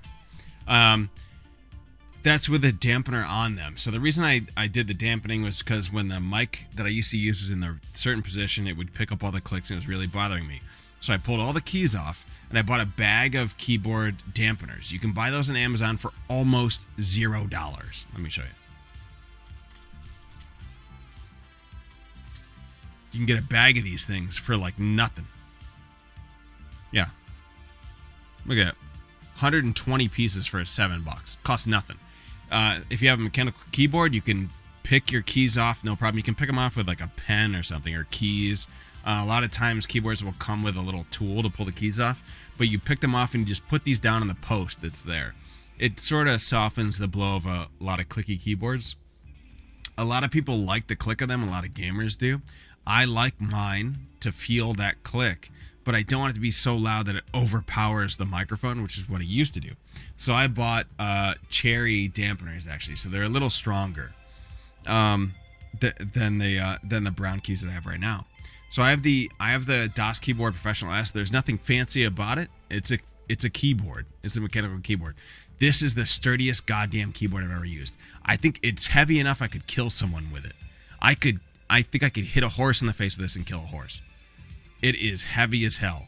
It has 2 USBs on it. I've never really used them, but the keys feel great. I've had this keyboard for maybe 7 years. Nope, I've had this keyboard for maybe 5 years, 4 years. I've had this keyboard for maybe 4 years. It says right there. This keyboard is effing amazing, though. I'm pretty sure I got the different keys for him, though. I don't think I got blues. I have to take a look. The keyboard I want, however, is this one. This is the new one they have, the 5Q. It comes with a little more flashy stuff. There's like a media dial on it. Some of these keys you can remap to different RGB styles. Some of them will like blink if you have a new tweet or a new email or something. The keys will light up based on different apps that you interact with it. It's kind of interesting in that way. But my biggest drive for it is it's a DOS keyboard brand, which I love. So I know the quality of it. I know the quality of the keys. And it's sort of in that new wave of gamer type RGB keyboards. So this is the keyboard I'm shooting for next. I cannot recommend DOS keyboard as a brand enough. Get it. It's the best. When you go looking for actual mechanical keyboards, it's usually, if you're not, hey, I want a gamer keyboard, you know what I mean? Gamer keyboards, there'll be things like Razers and stuff like that, which are, Razer, in my mind, is the cheaper brand of gamer stuff. Same thing as like Corsair stuff. That's just how I relate to them, because I've used their products in the past and they just feel cheaper. It feels like a cheaper product. And honestly, that's confirmed by the price tag on it. It's usually a cheaper product. You pay a little more, $199 is a lot to pay for a keyboard, but you pay more for a quality product. Same thing is when I talk about the DX Racer, the chair, and how the chair was a little more expensive than a lot of like the Secret Lab one or the Omega one or any of these other off brands. But the DX Racer customer service is worth the price. I'm telling you. Anytime I've had a problem with this chair, I call up their customer service next day that shit ships out to my house. It's been amazing. Their customer service is unbelievable. Same thing with DOS keyboard. Customer service, great. No, anytime I have a question, instant answer. No question about it. I sent him a message. I get an answer that day. But yeah, so this is the new keyboard that's out that I really want. But yeah, this is what it's showing, where you can like set a key to blink or to do a message or something when you get an email or a tweet, or what is that Twitch thing? Like someone goes live or something, and then a Facebook message. Who the hell uses Facebook? But yeah, this keyboard is the shit. This is the keyboard that is next on my wish list. But DOS keyboard itself, great brand. I don't even know who compares to them. When I looked up mechanical keyboards before, there was another brand that I hadn't heard of. It wasn't like a Corsair or a Razer or Logitech or any of those guys. It was somebody different. Started with an M, I think. There was a name in mechanical keyboards that was known for just the mechanical processing behind the keyboard. Which one is Corsair's new keyboard? I'm sure they have some new RGB keyboard. Is that what it is? Razer Black Widow Elite, $134. See, that's what I'm talking about. Let's look at the Razer one. I'm assuming you're talking about the Vengeance? Which one are you talking about? This K95 Platinum version? That's about the same price. So this, look at that. It looks almost the same. This is the Razer version of it. I'm sorry, like, hang on. Let's just look at these. Because that, I mean, just the picture alone. Let me take another look here. Go to the 5Q. Okay. So let's take a look at the actual picture of the keys. Okay, so take a look at this. Look at this keyboard, okay? See the way the keys are laid out? See how, like, the typing, like the laser etched keys on these? And the color frame of it or whatever? Look at the Black Widow. It looks smaller. It looks cheaper to me. Like, I don't know what it is about it. Is it bias or something on the name of Razer? I don't honestly know. It just looks like a cheaper product to me. It looks like it was cheaper made. It looks like it's flimsier, like it's going to break or fall apart than something like this.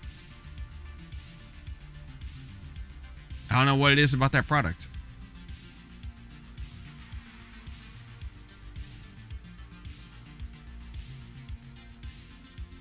These keys are super slippery. On the Black Widow, are they? Okay. The handrest thing is a little bit weird too, but I guess you can attach that. Or at least I bet you can attach it. Oh, let's check out that Corsair one. This is the $200 one. Yeah. It's on sale on Amazon, but let's see. Now these look like they got a little bit of a texture to the spacebar at least. The DOS keyboard doesn't have that. It looks kind of nice. What are these G buttons on the side? What the fuck are those? There's like gaming hotkeys you can use. Can I get a top down? Oh, okay. Yeah, I don't like that. Sorry. As soon as I saw this, you know what the first thing I thought of was, let me show you. This is the first thing I thought of when I saw that key, those keys. Elderly, big type telephone. Yeah. Where is it? Look at this kind of thing. I was thinking, let me zoom in. Damn. Like the telephones with the huge ass buttons and the huge freaking numbers on them. Back when telephones were a thing, I guess. Wow, is that dating myself or what? Yeah, anyways. Something without the, so the numbers are huge. That's what that looks like to me. Like those letters are freaking half the key. That shit is half the key. This is the full key. Is that the same thing as the DOS keyboard? No, that's significantly smaller. I don't know. Between these three products, if they're supposed to be competing products, which they kind of are, you can see a volume bar here, which looks like a roller bar kind of thing. I don't know. The DOS keyboard to me looks sturdier. Looks like a more professional keyboard. Like you're serious about keyboards. That's what this looks like. This looks like starting out keyboard. Maybe I play a lot of Fortnite, And this, I don't know what this is. Hey, I'm blind. You're blind. Let's not even talk about eyesight. I like cannot see if I take out my glasses or my contact. I have the same thing. Also, that picture's enhanced for sure. There are blanks. I like it. Oh, okay. I do really like the texture on the spacebar. Do you have this keyboard right now? Is it textured on the spacebar? Because I really like that aspect of this keyboard. Because I know the DOS keyboard is blank. Oh, this has like a different has a little button on it. The professional does not. You have the Razer. Oh, okay. Is it that small? Does it look that small, or is that just a perspective thing? That shit looks tiny to me.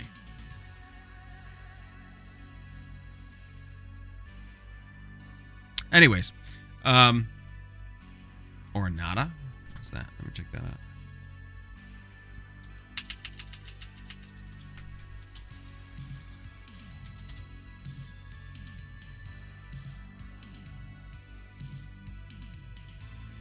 Top down. Oh, actually, see, I like this better than that other one we saw.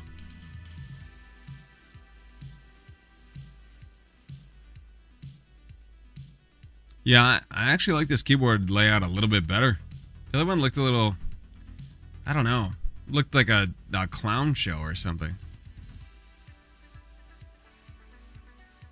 Am I crazy? The other one just looked weird. This one looks decent.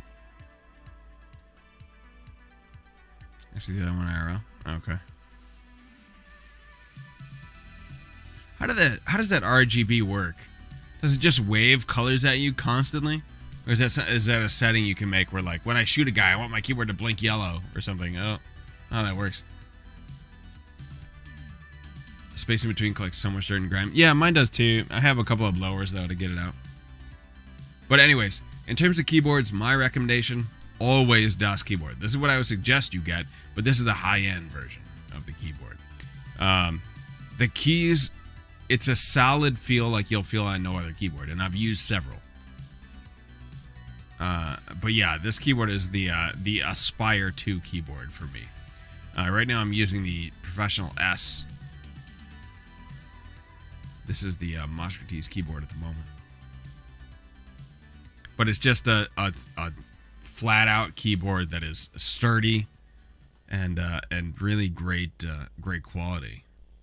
It's actually a little bit different than mine because this whatever this fucking angle thing is over here. I have a Windows button on that side. Must be a new version of it.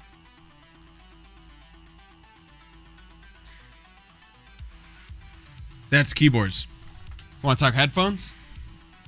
For a long time, this was my brand. I had the SteelSeries 800s, I think.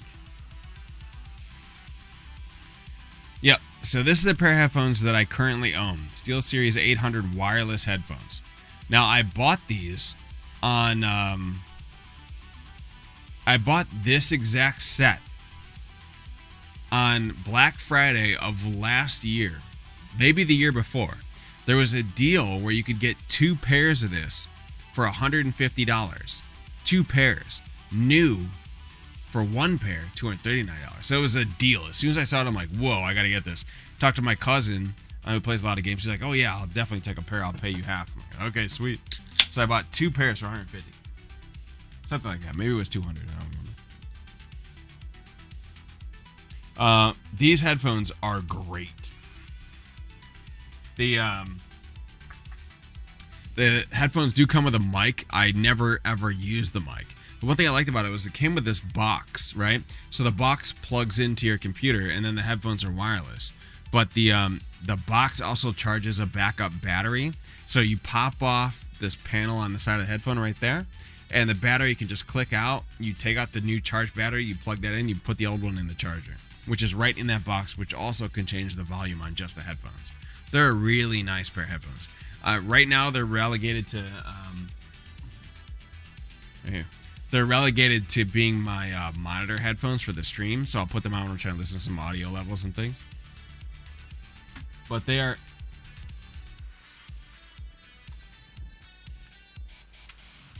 these are really great headphones, and they're super comfortable. I cannot recommend these enough. They're really great. Yeah, the Arctis 7. Yeah, Arctis 7s are great too. They're really good headphones. SteelSeries in general makes fantastic headphones. I know they also make like keyboards and mice and things like that. I think you can find better products in the mice sort of zone and the keyboard zone.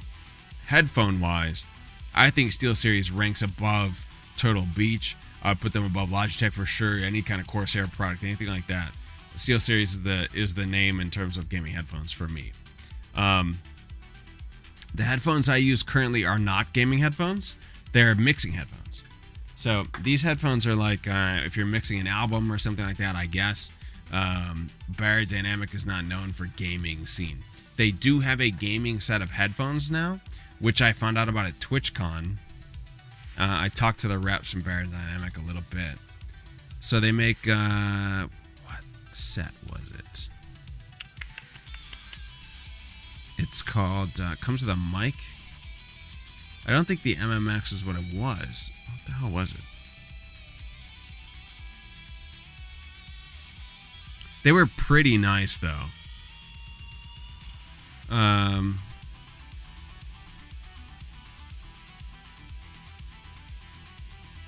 I'll try and find them real fast. It might have been the MMX second generation. Does that make sense? Yeah, that might be it. Might have been these they had on display. But they're, man, the audio quality is fantastic. And if you want a mic on it, I mean, these are expensive for a pair of mics, or for a pair of headphones. Especially for gaming, because you can get Turtle Beaches for cheap. You can get SteelSeries for way cheaper than $349. But the Barry Dynamic brand is a higher quality of audio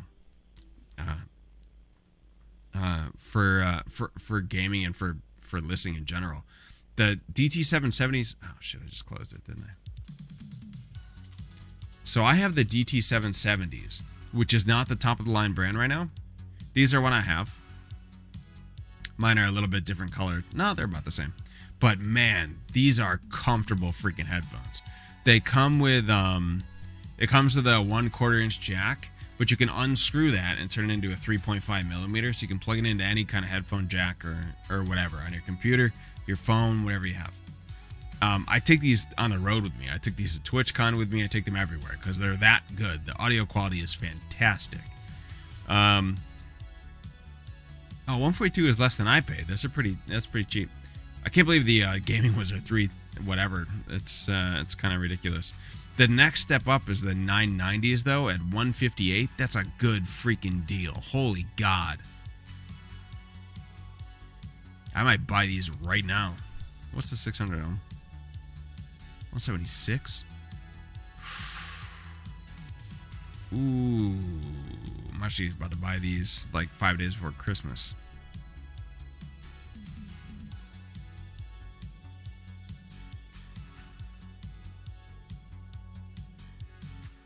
You guys want to see something funny real quick? Watch this.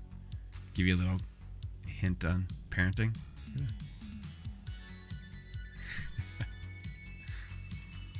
Look how big he looks. I have live video in both my children's rooms. My wife is putting my son back in bed right now because he sleeps by the door. But it's so funny. Just like randomly I see her like rocking back and forth with my son. Oh yeah, I have the black version, but oh man, the blacks look good. Oof. Yeah, the Barry Dynamic people really swear by the open back on the headphones, like an easy breathable headphone, because their whole thing is like touring musicians and people that mix albums and things use these headphones and they wear them 12 hours a day. Like they need to be breathable. I don't need them. Who are you talking to right now? There is nothing on this desk or involved in this stream that I need. Nothing. There's nothing here that you need to stream. All of it is what I want. But anyways, the 990s are what I'm looking at. I can really get behind a Beyerdynamic headphone for sure. But that assumes that you're looking at a high quality audio and you have a separate mic. That kind of goes hand in hand. If you're looking for a gaming version headphone, you cannot do better than SteelSeries. SteelSeries is fantastic. Even though I'm not using a SteelSeries headphone at the moment, they are great headphones. I highly suggest them.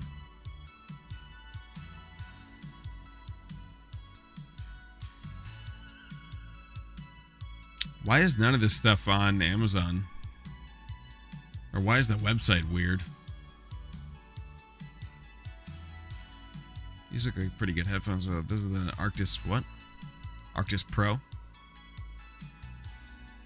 Good headphones. That's a little bit of a hefty price though. $300 for. I mean, these are going to be a better audio quality, but they don't come with a mic. They're not really gamery, you know. But the closed back is going to sweat your ear. That's just what's going to happen.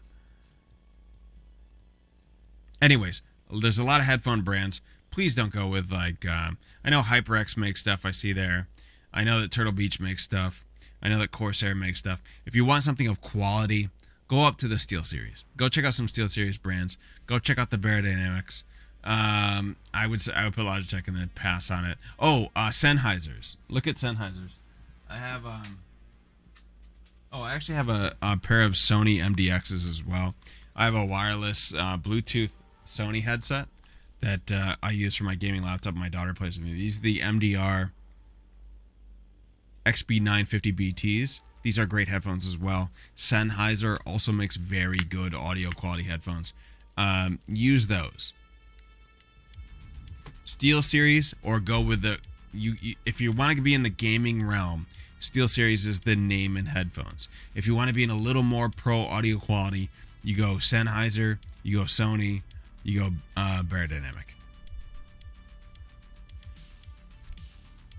And that's coming from someone who's not an audiophile. I have some friends that are like professional DJs. I'm sure they have very, very high quality headphones that give you better advice than I could.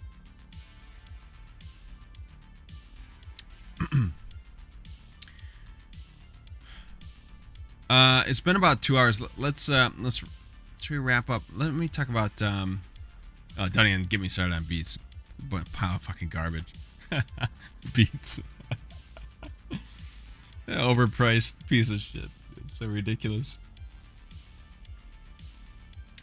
Stream Deck. Let me just mention a Stream Deck real quick. Stream Deck is a nice to have for streaming. I have said this many times on this show. Okay. First of all, don't ever get the 6 key because it's absurd. There's no reason to have 6 key. Just get this one. I'm gonna say a few things about a Stream Deck. I have one. I use it very often. But I run different shows that require me to switch scenes quickly and switch information on the scene.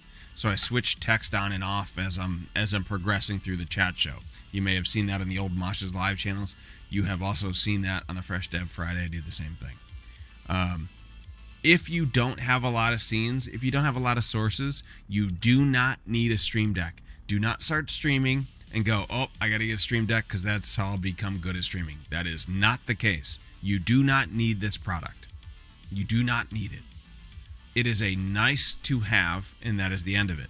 If you want to think of, and I mentioned it on this show previously, as a luxury streaming item. This is not something you need. This is a nice to have.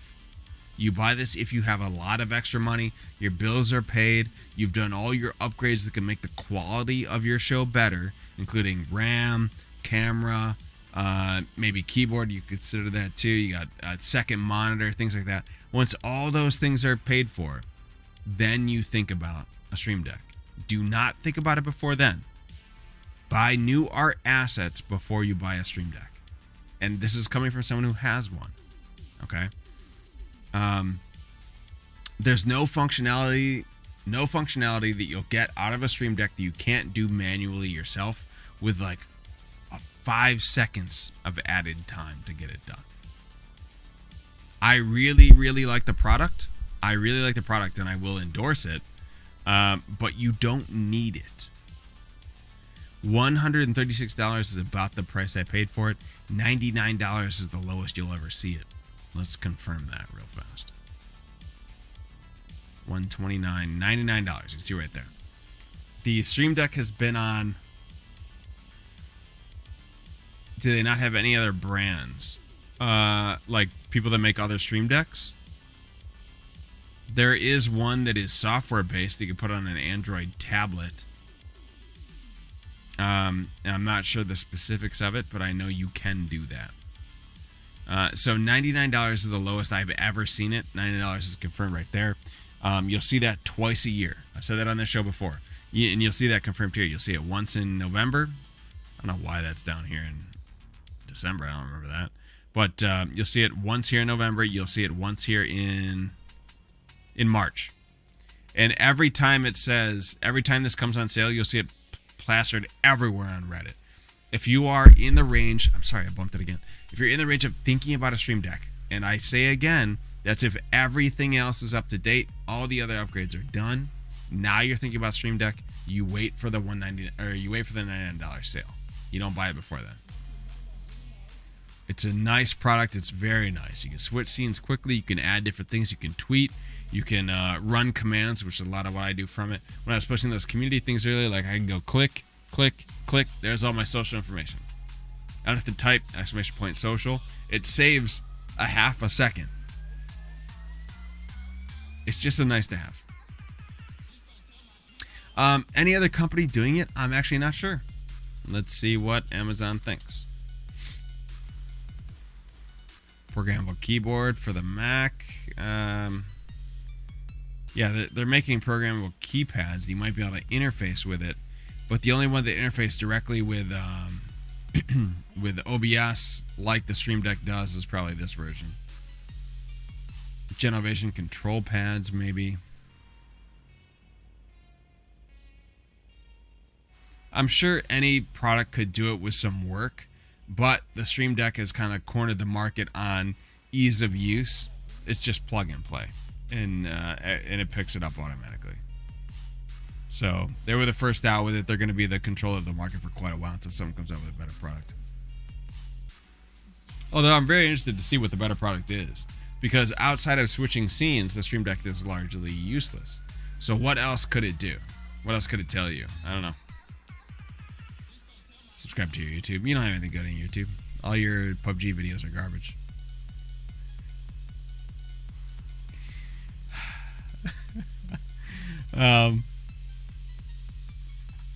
So Stream Deck is nice to have. Please, God, don't pretend like that's gonna make you a better streamer. It won't.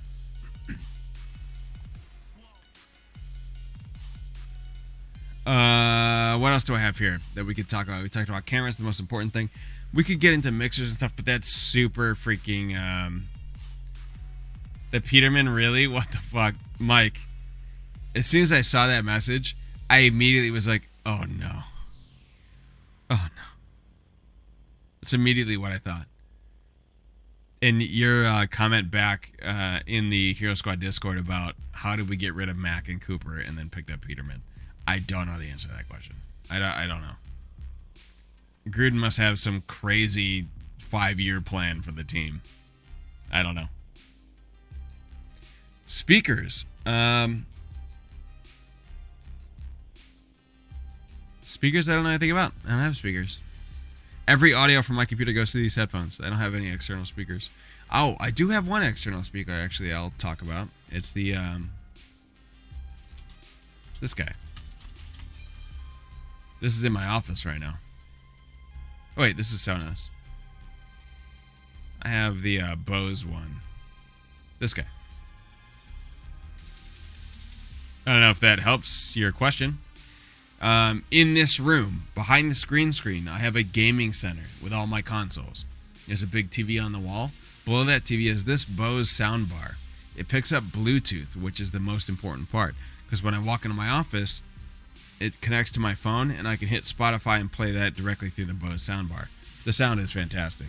It's I don't know enough about audio to know if like, oh, Bose is just bullshit. It's like, you know, Dre Beats or whatever. But it's a really good sound quality and it's Bluetooth, so works for me. That's as much as I know about speakers. This computer setup does not have external speakers, only headphones.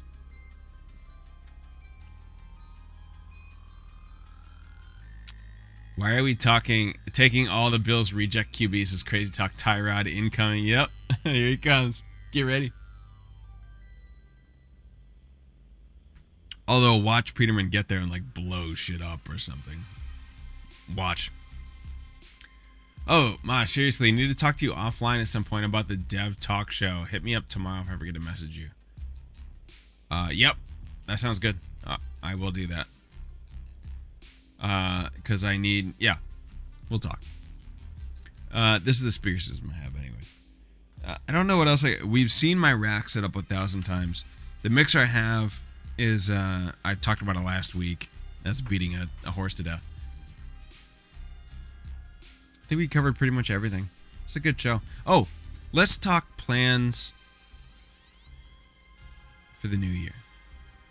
We mentioned earlier that the big plan for next year is going to be the charity drive by the bar, which we are doing. And by the way, let me show you, if you're not a part of the bar, I will show you the winning logo for the first bar charity drive. Pretty cool, right? Why is this a logo? Because the first charity is Child's Play. And their logo is, well, that's not the logo. Fucking Chuggy. This is the logo. The charity Child's Play. This is their logo. This green controller. So it's like the bar is sort of feeding it into the controller, and the controller is feeding back up into the bar logo. That was the idea. So this logo is going to be on some merchandise coming up at the beginning of next month for the bar. And every dollar spent on that merchandise, which will just be t-shirts, by the way. We're not doing a whole line of merch. Just going to be a t-shirt. Every dollar spent on that, including the cut that the merchandiser and it's just merchandiser earns, goes directly to the charity. We have the merchandiser Stream to Life, by the way. Streamtolife.com is a great organization. They've agreed to send every dollar of profit to Child's Play. So we're going to keep track over that month and see how well we can do in terms of donating to charity. And by the way, that will occur every single month. First of the month, we change charities. I believe that February is that Michael J. Fox?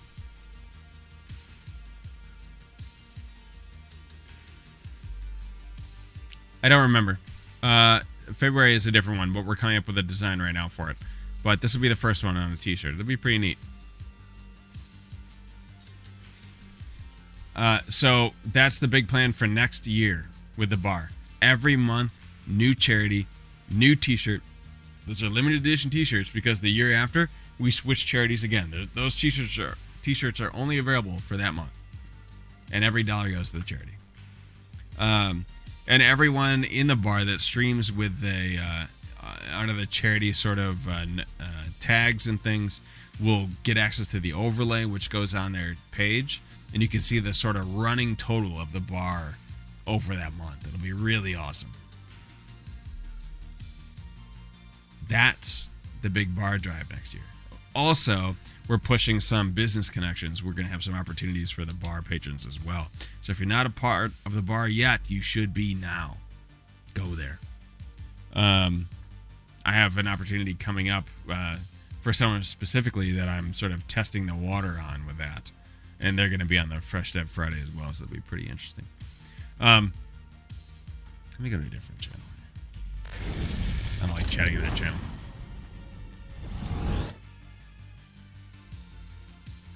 Okay.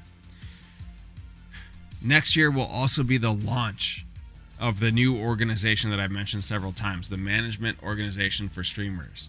This is the technology support. This is the social media support, the business connection support, the growth support, all these different avenues of help for a streamer where I'm trying to eliminate all of the... So when you're streaming, You have you and the camera and your content, right? And your viewers.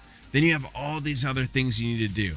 You got technology stuff. You got to keep up with that to keep the quality right. You got different assets you need to make to keep fresh things. You got different holidays that come up. You might need different emotes. You might need Christmas emotes or, something like that. You have business connections you need to be up to date on. You got to be emailing things out, responding to sponsorship opportunities. You got to be contacting developers, see if you can get in with community managers and getting in alphas and things like that. You have conventions you need to set up. You got arrangements for conventions you got to go to, hotel bookings and tickets and all that kind of stuff. You have future plans that need to be laid for. In general, a streamer should have a goal list for the next 3 months, 6 months, 1 year of where you need to get to and how you're going to get to that. Streaming is actually a lot of work. You got social media to keep up on. You got